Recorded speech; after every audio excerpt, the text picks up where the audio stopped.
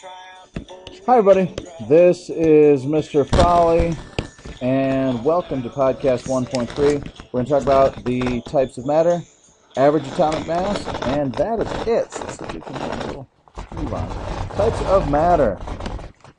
Pure substances. A substance is a fancy word for stuff. So there's two types of matter. There are pure substances and there are mixtures. Okay. So in mixtures, remember we'll have a blend of properties. And pure things have only one set of properties. Now it's a set, not just one property, but one set of properties. All right. So elements are, let's run through all these guys. Pure. So elements are one type of pure substance. Elements are pure. Every atom in an element has the same properties of other atoms of the same type. So helium in Indiana is still light, clear, and makes your voice sound funny. So if I breathe in helium in Indiana, it makes me sound like this. In Illinois, it makes me sound like this.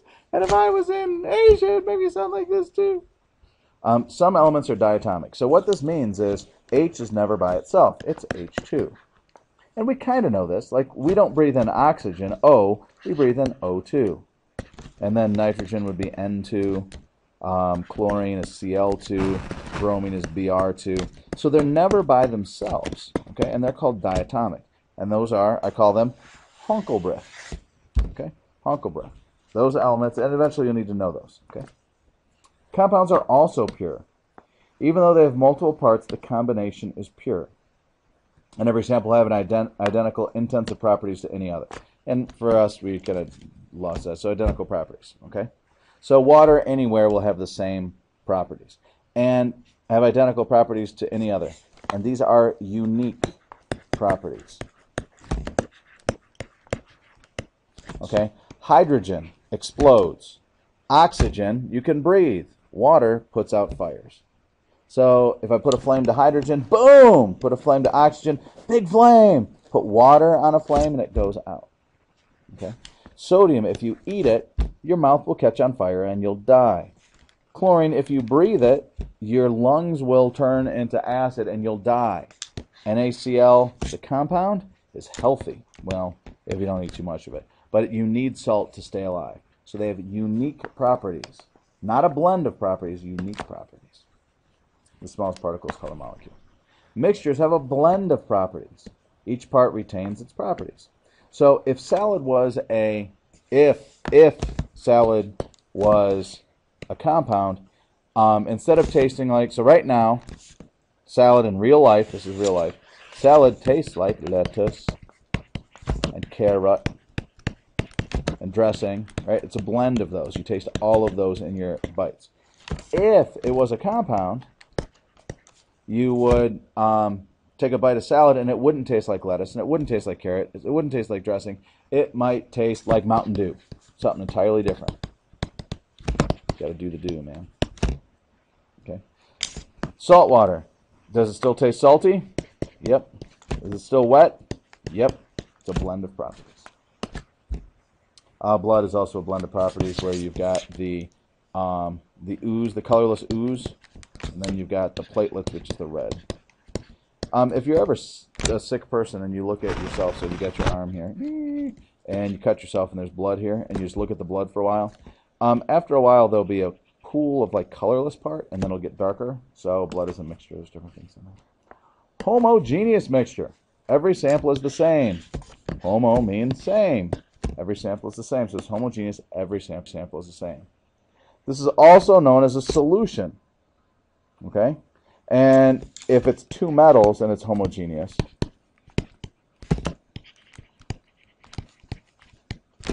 it's called an alloy. Okay? A heterogeneous mixture, samples are different. Okay? It's usually obvious. Like the salad, you can see, I can see carrots and I can see lettuce, and it's usually obvious. Hetero or homo is dependent upon magnification. Okay? So if I'm looking at a piece of wood, it can be homogeneous wood, but then when I look at it on a cellular level, it's different. Okay? So it will always be dependent upon the magnification. So what type of mixture? See how you can see the different parts? This is hetero. Now this is a cell, Now if I had bone, you'd say that's pure bone. But see how this has different parts? You can tell it's even labeled. This is hetero because it has different parts. See how there's different concentrations of umbrellas? Lots of umbrellas, not many umbrellas. Okay, so these are all heterogeneous mixtures. So here's a little quiz time. Element, compound, homogeneous mixture, heterogeneous mixture, and why? Note the answer depends on why.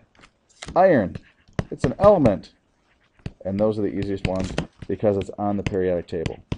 Really, it's a pure substance with unique properties. Air is a mixture because we know it's made of N2 and O2. But it is a homogeneous mixture because gases turn into homogeneous mixtures almost right away because they mix so fast. So if you tried to breathe in your exhale, if you went and just tried to breathe in what you breathed out, you can't do it fast enough because the air mixes too quickly. Try it. You'll hyperventilate, meaning you get too much oxygen. Rust is a compound. The reason why rust is a compound is it has new, unique properties. 14-karat gold, it's a mix of two metals. And a mix of any two metals is an alloy, which, if you recall, is a homogeneous mixture.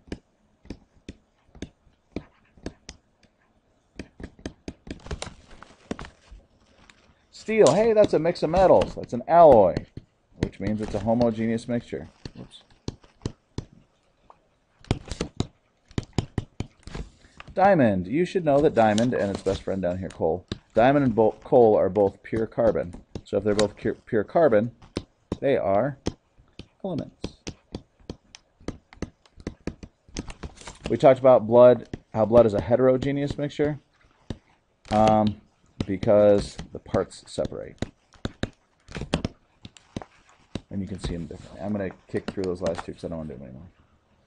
Classified by picture. So, do you see how this right here is just an element? It's a pure element. I and M here are both pure elements because they're just these dots, right? It's not attached to anything. There's only one type of thing. This guy right here is a diatomic element. See how they're touching? If they're touching, they're bonded. That implies a bond. See how these guys are touching? This, however, is not an element because they're different. One is ring, one is a dot. This is a compound. So this is a homogeneous mixture. It's homogeneous because it's a gas. Gases always mix like that. It's a homogeneous mixture of an element and a compound. This thing right here is exactly the same thing. There's a compound, bonded. There's a diatomic element. It's the same thing that's bonded, so it is the same thing as J. This one is, see how this is an element? And this is another element. See how they're in layers? This means this top sample is different than the bottom sample. So it's a hetero because the top sample is different from the bottom sample. Okay. Here's an element, another element, and another element. And look how they're floating around in their gases. Okay? So this is a homogeneous mixture of three elements. And here, this is just a compound, right? Two rings with a dot, so that's a pure compound. Atom, atom, atom, atom, atom, atom. But see how neatly it's arranged, right? So this would be a homogeneous mixture. The reason why it's a mixture is it's no bonds. And the reason why it's homogeneous, it's mixed perfectly. Ding. Okay, so why is an atomic mass a whole number? So when you look at your periodic table, we've got this 10.81. So we're changing gears big time here, okay? 10.81. But when we wrote our isotopic notation for boron, we had boron 11 and we had boron 10, right? So why isn't this just a 10 or an 11? Well, this is the average atomic mass, okay? And averages probably don't match up with individual numbers. My class average is 71.2356. Stefan clearly is nothing more or less than average. But does he have a 71.2356? Nope. Stefan has a whole number, right? Our grades right now are whole numbers. All right? So the average will not be the exact number, especially this many decimal places. Okay, so these have specific masses, and why isn't it a whole number? Because it is an average. An isotope never has the same mass as the average. Okay? But the average can tell us the most abundant isotope. So if aluminum, its average is 26.982, take this. Aluminum's most abundant isotopes are 26 and 27, but really it's 27 because that number is closest to 27. Okay? Silicon's isotopes are 27, 28, and 29. Well, what's the most abundant one? If it's 28.06, the most abundant one is 28 because the average is closest to that. Okay? Argon has isotopes at 39 and 40, and 40 is the most abundant one. Okay? So what is the most abundant? Phosphorus, chlorine, and silver. Well, phosphorus, 30.97, is closest to 31. Chlorine is close, 35.4 would be closer to 35. Sulfur is 32.1, it's 32. Now we need to be able to find the average atomic mass. And to do that, to find the average atomic mass, we find percent 1, mass 1, plus percent 2, mass 2. And then we can keep going here. I only have 2 of them. And then that will give me my average mass. I guess right over here. Now this, believe it or not, is the same equation that you use for the final exam thing. 5 times what I want, 3 times what I need, because it's an 80-20 thing.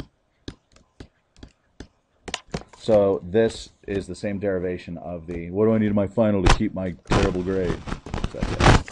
So we'll call this number 1. So the percentage number 1 is, notice I use my decimal form, 0.976. My little hillbilly school said percentages aren't numbers, you have to put it in the decimal form. 15.99101 plus percent 2, 0.09. Did you get tricked? 24 times 17.98973 equals something. So I don't have a good, oh, I did my good calculator. Wee-hee. Thank you, LT Math Department, for giving me a new calculator. So let me clear this guy out. All right, so 0.9076 times 15.99101 plus, I'm going to quantity this one up, 0.0924 times 17.98975, and my quantity, and I got, oh my goodness, syntax error, press exit. So I'll do that. So I'll try that again. 0.9076 times 15.99101 plus quantity 0.0924 times 17.98973, close quantity, and this time I got 16.18, which makes sense that it's a little bit closer to 16 than it is to 18. Same thing with a different format. Element X has 2 isotopes. X is 124, and 125 is 64%. So do you see how 124 is 36%? 125 is 64%. Find the average mass. Percent 1, mass 1, plus percent 2, mass 2 equals average mass. Percent 1, 0.36, mass 1, 124, plus percent 2, 0.64, mass 2 is 125. Get my numbers. 0.36 times 124 plus, oops, that hit answer. So 0.36 times 124 plus quantity, 0.64 times 125, quantity, 124.64. Notice 64%, 125 is closer. And my units are AMU. Know that. AMU. Review, review, review, review. Touching means there's a bond in the pictures. Mixtures have blended properties. Compounds have new properties. Percent times mass. And that's it. Toodles.